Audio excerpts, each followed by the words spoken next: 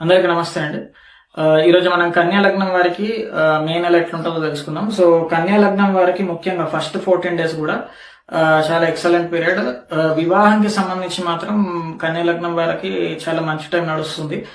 ఎందుకంటే అక్కడ శని శుక్ర రాహువులు సప్తమ స్థానంలో ఉన్నారు. అండ్ దీని వల్ల ఏంటంటే మన బాడీ కాన్షియస్ కూడా పెరుగుతుంది. సింపుల్ అండి. ఎప్పుడైతే మనకి పాపగ్రహాలు ఒకటే స్థానాన్ని ఎక్కువ రెండు లేకపోతే అంతకంటే ఎక్కువ గ్రహాలు చూస్తున్నప్పుడు నెగిటివ్ ఆలోచన రావటం, లేకపోతే మనం తప్పుడు డెసిషన్ తీసుకోవడం ఇలాంటివి జరుగుతాయి. శుభగ్రహాలు చూస్తే మాత్రం దానికి ఆపోజిట్ గా జరుగుతుంది.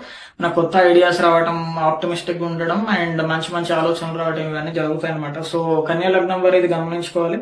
వాళ్ళ హెల్త్ కాన్షియస్, బాడీ కాన్షియస్ ఇవన్నీ కూడా మంచి మంచి ఆలోచనలు రావడం అండ్ వివాహానికి సంబంధించిన ఏమన్నా ఇష్యూస్ ఉన్నా కూడా వాటిని వీళ్ళు సరిదిద్దుకునే ప్రయత్నం చేస్తే మాత్రం మంచి సక్సెస్ సాధిస్తారు.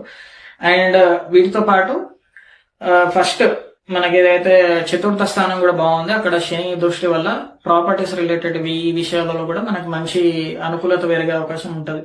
సో కన్యా లగ్నం వారు May 14th వరకు ఇవన్నీ గమనించుకోవాలి. ఒకటే ఏంటంటే మనకి అమ్మకాల దగ్గర అండ్ పంచమ స్థానం కొంచెం ఇబ్బందుల్లో ఉంటది. ఎందుకంటే కుజుడు పంచమ స్థానం చూస్తున్నాడు కాబట్టి అక్కడ కొంచెం ఇబ్బంది వచ్చే అవకాశం ఉంటుంది. సో ల్యాండ్ రిలేటెడ్ ఇవన్నీ కొద్దిగా చూసుకోవాల్సి ఉంటుంది.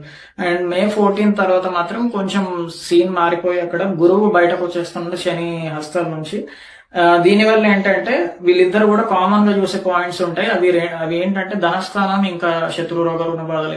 ఇవి రెండు చాలా అంటే ధన రాబడి అంటే మనకి ఇన్కమ్ తగ్గే అవకాశం ఉంటుంది. దాంతో పాటు ఈ కుటుంబ సఖ్యత కొద్దిగా ఇబ్బంది పడటం అండ్ మనం మాట కూడా జాగ్రత్తగా చూసుకోవాల్సి ఉంటుంది. ఎప్పుడైతే ఈ పాపగ్రహాలు ఇబ్బంది పెడుతున్నాయో అక్కడ మన మాటని జాగ్రత్తగా చూసుకోవాల్సి ఉంటుంది. అండ్ ఇంకోటి ఏంటంటే శత్రు రుణ బాధలు అంటే మనం అనారోగ్య సమస్యలు మనమే కొని తెచ్చుకోవడం ఇట్లాంటివి జరిగే అవకాశం ఉంటాయి. సో ఇందులో జాగ్రత్తగా ఉండాలి ఈ విషయాల్లో.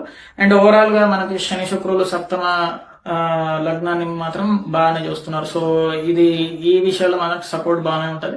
బట్ ఏవైతే మాట జాగ్రత్తగా ఉండటం కానీ అండ్ శత్రు రోగ రుణ బాధలు ఇవి జాగ్రత్తగా మనం రాకుండా చూసుకోవాల్సి ఉంటది. సో ఈ ఏరియాస్ లో జాగ్రత్తగా ఉంటే సరిపోతుంది. అండ్ దశలు అవ్వకపోతే మాత్రం రెమెడీస్ చేసుకోవాలి మీ జాతకంలో ఏవైతే మన గురు కుజుల దశలు అవ్వకపోతే. అండ్ మంచి రోజులు వచ్చేసి అంత ఏం లేదు, ఎందుకంటే బుధుడు అస్తమించి ఉన్నాడు. సో ఇది గమనించుకోవాలి. నమస్తే.